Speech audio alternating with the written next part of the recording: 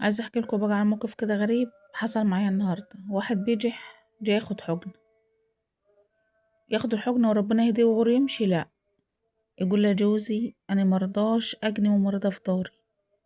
ده بتروح تبات برا الدار، معرفش بتعمل ايه برا الدار. مالها يا اخويا الممرضة؟ بتبات برا الدار بتعمل ايه؟ مش واكل عشة؟ الممرضة بس اللي بتبات برا الدار؟ بلدك كلها ما فيهاش مهنة بتبات برا الدار حريم غير الممرضة؟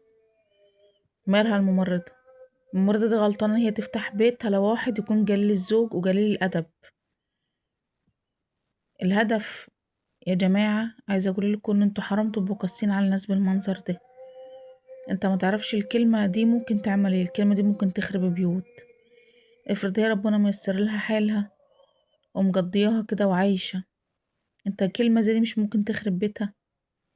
كلمة دي زي دي مش ممكن تقوم جوزها عليها؟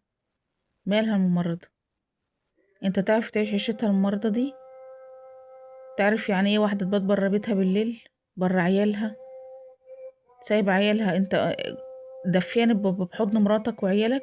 انت عارف يعني ايه واحدة تبقى عندها عيال وترمي عيالها وتروح تبات برا دارها؟ عارفها دي يعني ايه؟ جربتها انت دي؟ جربتها يعني ايه تبقى شغالة في يوم استقبال ولا في يوم طوارئ قدامها واقفة على رجلها طول النهار طول الليل؟ عرفت بتيجي تكمل شغلها الصبح ازاي؟ على بيمشي على المدارس ازاي من غير فطار؟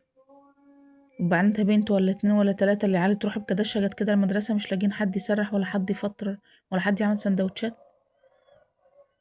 يعني قبل ما اقول الكلمة بحسوا عليها.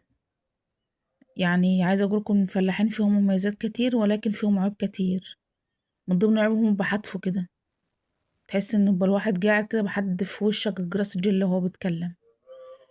الواحد مش عارف يقول غير حسب الله ونعم الوكيل. الواحد لو قفل بابه في وشهم وقالهم لا مش بندخل حد دورنا، يا سلام يفتحوا لي في الدار كلها البلد كلها يفتحوكي.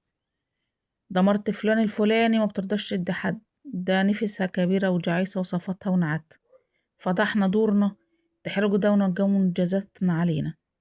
روح له يوقف نموك يا بعض.